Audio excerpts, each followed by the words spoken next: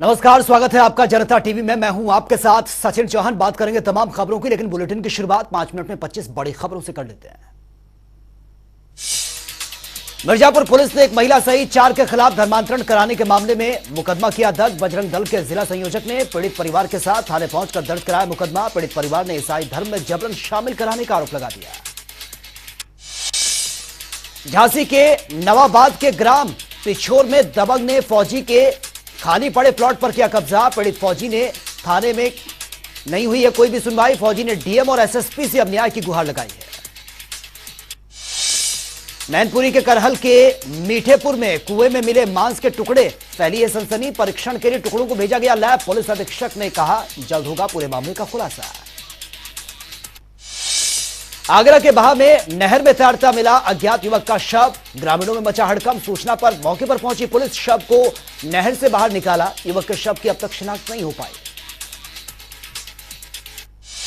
बिजनौर में ठंड का सितम जारी। जिला प्रशासन ने किया है 7 जनवरी तक स्कूलों के अवकाश घोषित। ठंड से बचने के लिए लोग ले रहे हैं अलाव का सहारा। अयोध्या में राम मंदिर निर्माण समिति की आंशिक बैठक हुई संपन्न। राम मंदिर के स्वरूप पर की गई चर्चा। समिति के महासचिव और कोषाध्यक्ष ने भारत जोड़ो यात्रा पर राहुल गांधी का समर्थन किया। दिल्ली में हुई अंजलि की निर्मम हत्या के विरोध में अलीगढ़ में निजी सामाजिक संस्था ने निकाला कैंडल मार्च। लोगों ने मृतका को अर्पित की श्रद्धांजलि। संस्था के पदाधिकारियों ने एसीएम सुधीर कुमार को ज्ञापन सौंपकर आरोपियों को कड़ी सजा दिए जाने की मांग की। प्रयागराज में अवैध संबंधों के चलते आलू व्यापारी की निर्मम हत्या। पुलिस ने प्रेस कॉन्फ्रेंस करते हुए किया हत्या का खुलासा। आरोपी को किया गिरफ्तार। पुलिस ने आरोपी के पास से अवैध हथियार भी बरामद किया। प्रतापगढ़ में सांसद संगम लाल गुप्ता के सुरक्षा में लगे पुलिसकर्मी लफंगों के साथ रील बनवाने में हुए मस्त। सांसद की सुरक्षा में लगे पुलिसकर्मियों की करतूतों का वीडियो सोशल मीडिया पर वायरल।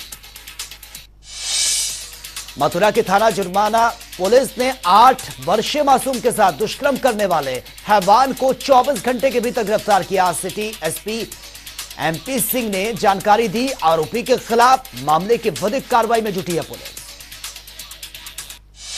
अलीगढ़ में अदालत में पेश होने से पहले पुलिस को चकमा देकर फरार हुआ आरोपी। हाथों से हथकड़ी से हाथ निकालकर फरार हुआ बाइक चोरी का आरोपी। 2 सिपाही आरोपी को पकड़कर लाए थे कचहरी। दिल्ली पुलिस आरोपी की तलाश में जुटी है।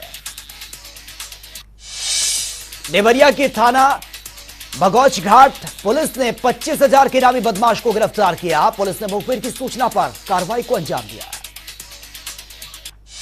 बरेली के सरदार नगर में किशोरी ने बॉयफ्रेंड और उसके दोस्तों पर न्यू ईयर की रात गैंगरेप करने का आरोप लगा दिया। किशोरी ने बॉयफ्रेंड पर दुष्कर्म का वीडियो डिलीट करने के बहाने न्यू ईयर पर बुलाने के बाद दोबारा दुष्कर्म करने का लगाया आरोप। प्रशासनिक कार्रवाई न होने के चलते किशोरी के भाई ने फूका अपना घर। बहरहाल पुलिस ने पीड़िता की तहरीर पर एक महिला समेत 6 पर मुकदमा दर्ज किया।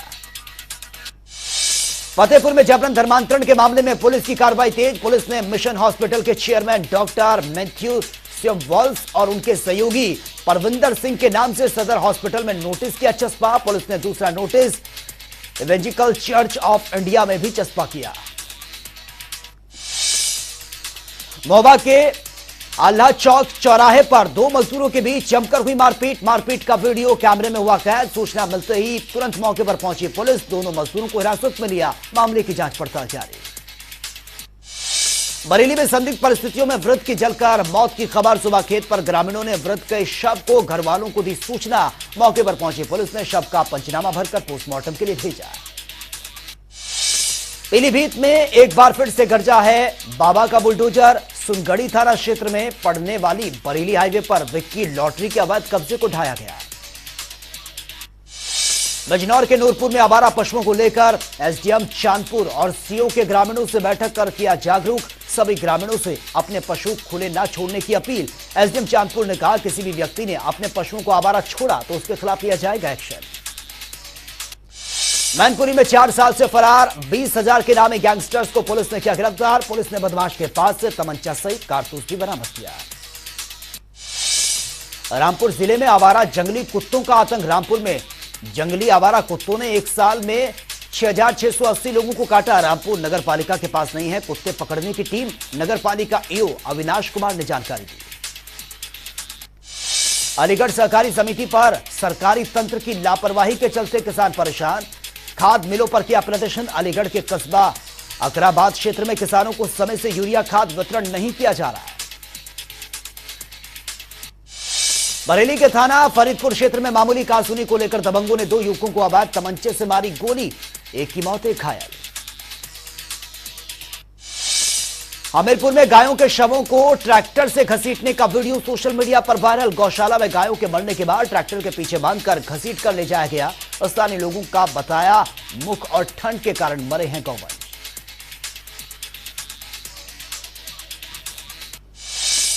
हरदोई में अज्ञात युवती के शव मिलने से सनसनी का माहौल। पोस्टमार्टम रिपोर्ट में चौंकाने वाला खुलासा, युवती का प्राइवेट पार्ट काटा गया था। एसपी ने माना था शव का कुछ हिस्सा जानवर खा गए।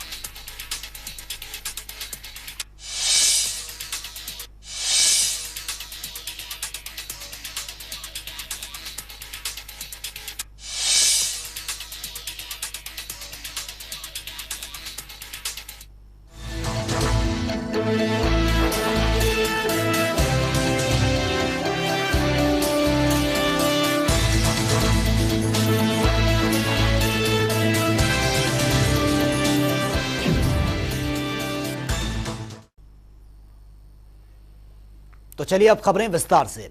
राहुल गांधी की भारत जोड़ो यात्रा उत्तर प्रदेश में प्रवेश कर चुकी है। कांग्रेस की भारत जोड़ो यात्रा में अब तक कई नामी हस्तियां शामिल हो चुकी हैं और इस यात्रा में शामिल होने वालों में एक और बड़ा नाम भी जुड़ चुका है। भारत जोड़ो यात्रा में आज कांग्रेस सांसद राहुल गांधी ने दुनिया की सबसे उम्रदराज शार्प शूटर में से एक प्रकाशित तोमर का उन्होंने स्वागत किया है। शूटर दादी के नाम से मशहूर प्रकाशित तोमर भारत जोड़ो यात्रा में शामिल होने के लिए पश्चिमी उत्तर प्रदेश के बागपत जिले में वो पहुंची हैं। प्रकाशित तोमर उत्तर प्रदेश भारत जोड़ो यात्रा के पैदल मार्च में राहुल गांधी के साथ शामिल हुई। शूटर दादी से जनता टीवी ने भी खास बातचीत की है।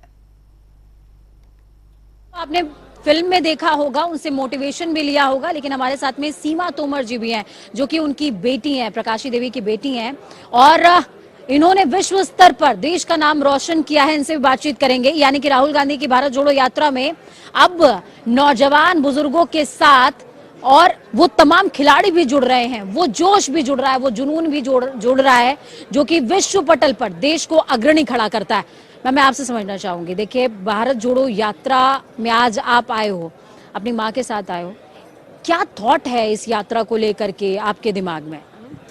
एक्चुअली देखो, ये एक जोड़ने वाली यात्रा है। लाइक भारत को जोड़ने वाली, तोड़ने वाली नहीं, जोड़ने वाली।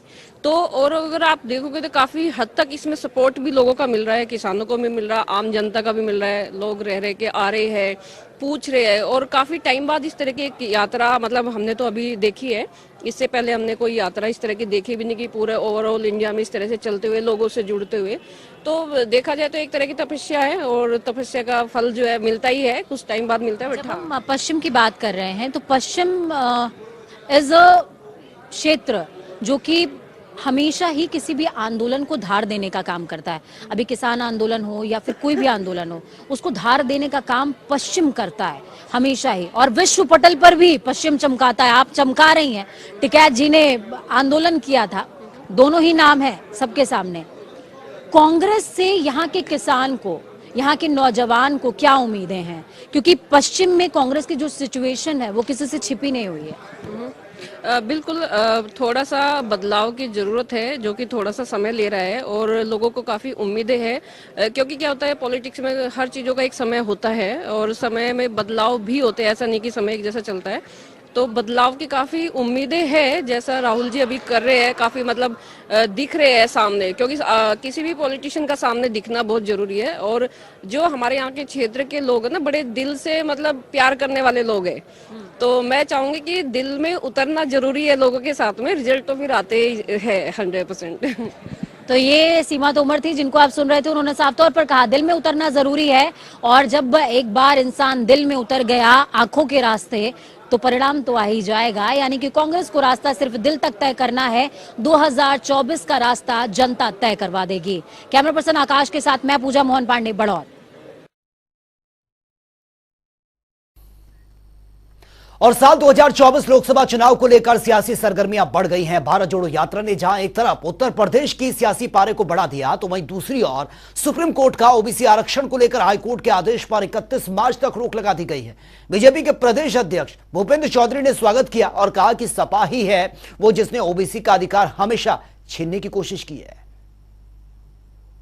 उत्तर प्रदेश 2024 के लोकसभा चुनाव में 1 साल का वक्त है, लेकिन उत्तर प्रदेश की सियासी सरगर्मी तेज है। भारत जोड़ो यात्रा के पश्चिम क्षेत्र से सियासत तेज हो रही है, तो वहीं सुप्रीम कोर्ट के आज अंतरिम आदेश ने और भी सियासत ओबीसी वर्ग के लेकर तेज कर दिया। इस वक्त हमारे साथ भाजपा के कद्दावर नेता और माने जाने उत्तर प्रदेश के प्रदेश अध्यक्ष भूपेंद्र सिंह चौधरी हैं, उनसे ही बातचीत करते हैं। सर, लगातार भारत जोड़ो यात्रा को लेकर सवाल खड़े किए जा रहे हैं और साथ में साथ सियासत भी तेज होती है। लगातार आपकी तरफ से भी प्रतिक्रियाएं आ रही है, लेकिन देखा जा रहा है कि पश्चिम क्षेत्र को लेकर इसमें केंद्र में चला जा रहा है। क्या आपको मानते हैं क्योंकि लगातार देखा गया कि किसान आंदोलन हो या फिर किसानों की संख्या हो या फिर मुस्लिम हो या जाट, वहां पे सबसे ज्यादा प्रभावशाली क्षेत्र है। क्या लगता है कि चुनौतीपूर्ण हो सकता है उत्तर प्रदेश 2024 में? भारतीय जनता पार्टी अब किसी जाति, वर्ग, विशेष, समुदाय, संप्रदाय की पार्टी नहीं। आप अगर देखोगे तो कश्मीर की लोकसभा की 6 सीटों में 3 सीटें भाजपा जीती है। सुदूर दक्षिण के राज्य कर्नाटक में भी पिछले 25 साल से भाजपा लगातार 80% स्ट्राइक रेट के साथ लोकसभा की सीटें जीत रही है। उत्तर प्रदेश का जहां तक विषय है, उत्तर प्रदेश में भारतीय जनता पार्टी मोदी जी के और योगी जी के नेतृत्व में सभी जगह, सभी स्थानों पर, चाहे पश्चिम हो, पूरब हो, मध्य हो, बुंदेलखंड हो, भारतीय जनता पार्टी को बड़ा जनादेश मिला है। ऐसा नहीं समझना चाहिए, पश्चिमी क्षेत्र में भी पिछले 4 चुनावों में बड़ा जनादेश भाजपा को मिला है। पश्चिमी क्षेत्र में जनादेश मिला है, इसमें कोई दो राय नहीं है। 2017 के चुनाव को देखा जाए 100 सीटों पे आपने जीत दर्ज की थी, 79% आपका वोट प्रतिशत था। लेकिन अगर देखा जाए 2000 जब खतौली का उपचुनाव हुआ तो उसमें आप पश्चिमी क्षेत्र से आप भी आते हैं, संगठन महामंत्री भी आते हैं, लेकिन वहां पे हार का सामना करना पड़े, इसलिए सवाल ये जरूरी हो जाता है। भारतीय जनता पार्टी में संगठन मंत्री की व्यवस्था है, उनकी जाति, उनका क्षेत्र नहीं, ऐसा नहीं हो। सुनील जी तो बंगाल के, वहाँ के राजस्थान के आदरणीय सुनील बंसल जी राजस्थान से आते थे। आदरणीय बीएल संतोष जी सुदूर कर्नाटक से आते हैं। तो इस रूप में न देखा जाए। हाँ, मेरा जरूर जिला मुरादाबाद है और रामपुर की सीट भाजपा जीती भी है, रामपुर जीती है और पहली बार रामपुर जीती है। आज तक कभी बीजेपी, भारतीय जनता पार्टी रामपुर का विधानसभा चुनाव नहीं जीती। बड़ी उपलब्धि है रामपुर का जीतना। हाँ, खतौली हमारी सीट थी, हम हारे हैं खतौली। स्थानीय स्तर पर जो कमी हुई है हम उसकी समीक्षा कर रहे हैं, हमने अपने टीम भेजी है और निश्चित रूप से उन कमियों को दूर करके हम जनता के बीच में जाएंगे। हम राजनीतिक दल हैं और जिम्मेवार राजनीतिक दल हैं, जनता के बीच में रहते हैं। निश्चित रूप से जो कमी होगी उसे कमी को दूर करके जनता के बीच में जाएंगे। और मुझे विश्वास है पूरा कि उत्तर प्रदेश की महान जनता पश्चिम से पूरब तक और उत्तर से दक्षिण तक पूरे देश भर में भाजपा को आशीर्वाद इसने मोदी जी के नेतृत्व में मिलता रहा और आगे भी मिलेगा। एक आखिरी सवाल है, आज सुप्रीम कोर्ट का आदेश आया है, 31 मार्च का उतना डेडलाइन दे रखा है कमीशन को, लेकिन सपा का जो आरोप है वो कहना है कि ओबीसी आरक्षण का जो कहीं ना कहीं खत्म करने की एक रणनीति का हिस्सा है भाजपा की। आज माननीय उच्च न्यायालय का, जो उच्चतम न्यायालय का जो आदेश आया है उत्तर प्रदेश नगर निकाय चुनाव के संबंध में, भारतीय जनता पार्टी उसका स्वागत करती है और माननीय न्यायालय ने जो ओबीसी आरक्षण के संबंध में जो समय सीमा के अंतर्गत लागू करके निकाय चुनाव संपन्न कराने का जो रास्ता उसके कारण प्रशस्त हुआ है। भारतीय जनता पार्टी और हमारी सरकारें हमेशा समाज के सब वर्गों के हितों के लिए संकल्पित है। संविधान में जो प्रदत्त आरक्षण की व्यवस्था है उसे लागू करके हम लोग आगे बढ़ने का काम करते रहे। हमेशा समाजवादी पार्टी हमेशा पिछड़े वर्गों को आगे करके सत्ता प्राप्त करने का काम उन्होंने किया, लेकिन जब सरकार में आते हैं तो केवल लाभ सैफई को होता है। तो ये लोग परिवारवादी लोग हैं, जातिवादी लोग हैं, पिछड़ा वर्ग विरोधी लोग हैं। समाजवादी पार्टी के लोगों ने ही, उनके स्लीपर सेल ने ही, उनके कार्यकर्ताओं ने ही चुनाव को बगैर आरक्षण के संपन्न कराने का षड्यंत्र रचा था। जो लोग कोर्ट गए उसको पूछना चाहिए कौन लोग गए कोर्ट। समाजवादी पार्टी के कार्यकर्ता, उनके स्लीपर सेल के लोग कोर्ट गए, उन्होंने चुनाव को बाधित करने का काम किया। लेकिन माननीय न्यायालय का धन्यवाद करता हूं, मैं उनका आभार प्रकट करता हूं कि उन्होंने पिछड़ों वर्ग को के आरक्षण को, जो समाजवादी पार्टी ने षड्यंत्र रचा था उसे समाप्त करने का, उसे रोकने का काम किया। समाजवादी पार्टी पिछड़ा वर्ग विरोधी पार्टी है। समाजवादी पार्टी ने पिछड़े वर्ग के लिए जो सामाजिक न्याय समिति थी उसे लागू करने का विरोध किया, उसके खिलाफ लोग कोर्ट गए। देश के प्रधानमंत्री जी के नेतृत्व में भारतीय जनता पार्टी ने हमेशा पिछड़े वर्गों के हम साथ खड़े रहे हैं। हमारी सरकार ने पिछड़े वर्गों के कल्याण के लिए, उनके अधिकारों को सुरक्षित करने के लिए पिछड़ा वर्ग आयोग को संवैधानिक दर्जा देने का काम भारतीय जनता पार्टी की सरकारों ने ही किया है, मोदी जी ने ही किया। हमारी जो सरकारों की नीति है, योगी जी की और मोदी जी की, सबका साथ, सबका विकास और सबका विश्वास, इस संकल्प के साथ हम लोग आगे बढ़ रहे हैं। जबकि अखिलेश यादव जी और समाजवादी पार्टी अपने परिवार और अपने रिश्तेदारों तक सीमित है। बहुत बहुत धन्यवाद। ये थे भूपेंद्र चौधरी, भाजपा के प्रदेश अध्यक्ष। इनका साफ तौर पे कहना था अखिलेश यादव ओबीसी आरक्षण की बात ना ही करे तो सही है। जो भी अधिकार है, हक है, हकूक है, वो भाजपा में ही मिला है। ओबीसी जहां तक अखिलेश यादव सिर्फ ओबीसी की राजनीति अब तक करते हैं और आगे भी करेंगे। कैमरा के साथ में जयसंग, जनता टीवी, लखनऊ। और वही यूपी के नगर विकास मंत्री ए के शर्मा ने कहा है कि नगर निकाय चुनाव के संबंध में माननीय सर्वोच्च न्यायालय के फैसले का हम स्वागत करते हैं। साथ ही उन्होंने कहा कि सरकार कोर्ट के दिए हुए वक्त में सभी प्रकार के काम को पूरा कर लेगी और साथ ही ओबीसी सहित सभी वर्गों को संवैधानिक व्यवस्था के तहत आरक्षण देकर चुनाव कराने में सरकार सहयोग भी देगी। ए के शर्मा ने कहा कि सरकार संविधान और देश की कानून व्यवस्था के तहत कमजोर वर्गों को न्याय दिलाने के लिए प्रतिबद्ध है। नगर निकाय चुनावों के संबंध में आज माननीय सर्वोच्च न्यायालय का जो फैसला आया है, हम उस फैसले का स्वागत करते हैं। माननीय सर्वोच्च न्यायालय द्वारा दी गई समय सीमा के अंदर ओबीसी सहित सभी वर्गों को संवैधानिक व्यवस्था के तहत आरक्षण देते हुए हम चुनाव कराने की दिशा में चुनाव आयोग के साथ सहयोग करेंगे। ओबीसी को विशेष हमारी तरफ से ओबीसी वर्ग को बधाई। और वही चुनाव आचार संहिता उल्लंघन के मामले में आरोपित पूर्व सांसद एवं फिल्म अभिनेत्री जयप्रदा ने एमपी एमएलए कोर्ट में आत्मसमर्पण किया है। तारीखों पर न आने के कारण अदालत ने उनके खिलाफ गैर जमानती वारंट जारी किया था। उन्होंने अदालत में हाजिर होकर अपने अधिवक्ता के माध्यम से जमानत की अर्जी लगाई है। अदालत द्वारा जमानत अर्जी मंजूर कर ली गई है। वहीं 10 साल तक रामपुर से समाजवादी पार्टी से सांसद वो रही थी और 2019 का लोकसभा चुनाव उन्होंने बीजेपी के टिकट से भी लड़ा था और उनके मुकाबले में आजम खान ने सपा के टिकट पर पहली बार लोकसभा का चुनाव उन्होंने लड़ा। जयप्रदा यहां चुनाव हार गई थी और चुनाव प्रचार के दौरान उनके खिलाफ स्वार थाने में आचार संहिता उल्लंघन का मुकदमा यह दर्ज हुआ था। मामला था एक आचार संहिता के मामले थे ये, और इसमें जो है वो जमानत होनी थी जयप्रदा जी की। वो आज कोर्ट में आई थी प्रॉपरली और उनका जमानत उनको मिल गई है कोर्ट से। वो नोटिस भी जारी हुए थे, वही है? हाँ जी, मतलब इसमें नोटिस तो क्योंकि जब मतलब नहीं आएगा तो कोर्ट तो अपना प्रोसेस करेगी, उसी के तहत ही और उसी के अनुसार ही जयप्रदा जी आज अदालत में आई, बेल की प्रोसीडिंग हुई और बेल मिल गई। मामला कौन सा वाला था? मेन आचार संहिता का मामला था, चुनाव में जो अच्छा एमपी के चुनाव पे जो में था उसमें आचार अच्छा, आज जमानत मिल गई है? हाँ।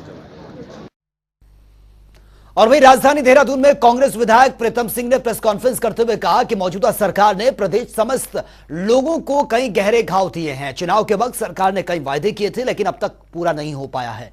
अंकिता भंडारी हत्याकांड मामले की सीबीआई जांच होनी चाहिए और राज्य में बेरोजगारी लगातार बढ़ती जा रही है। यूकेएसएस एससी की परीक्षाओं में बड़े स्तर पर भ्रष्टाचार हुआ जिसकी सीबीआई जांच होनी चाहिए। उन्होंने कहा कि यूकेएसएस एससी पेपर लीक मामला व्यापम घोटाले से भी बड़ा घोटाला है। चयनित अभ्यर्थियों का आक्रोश जायज है लेकिन सरकार की ओर से अभ्यर्थियों के खिलाफ की जा रही कार्रवाई की हम कड़ी निंदा करते हैं। जो भर्तियां हुई व्यापक स्तर पर उसमें अनियमितताएं हुई, भ्रष्टाचार हुआ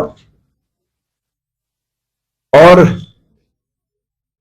आज उत्तराखंड का नौजवान साथी अपने आप को ठगा हुआ महसूस कर रहा है। यूकेएसएससी में जो बात उभर करके सामने आ रही है, पूर्व में तो हाकम सिंह को ही केंद्र बिंदु माना गया। ऐसा लगता था कि जैसे पूरे नकल के गिरोह को चलाने का काम हाकम सिंह कर रहा हो। और वहीं उद्यान निदेशालय में मंत्री गणेश जोशी ने सेब काश्तकारों के साथ बैठक की है, जिसमें सेब की खेती को लेकर सरकार स्तर बनाने वाली नीति को लेकर सुझाव लेने का इसमें काम किया गया। प्रदेश भर से आए काश्तकारों ने सेब की अच्छी खेती को लेकर सुझाव सरकार को दिए हैं। वहीं मंत्री गणेश जोशी का कहना है कि हमारी कोशिश है कि जिन किसानों के लिए नीति बनती है उनके सुझाव जरूर इसमें जरूरी भी है। देखिए, जब तक हमारी नीतियां जिन व्यक्तियों के लिए हम बना रहे हैं, जिन लोगों के लिए हम बना रहे हैं, उनके सुझाव उसमें ना आए तो वो बेकार है। आज मैंने,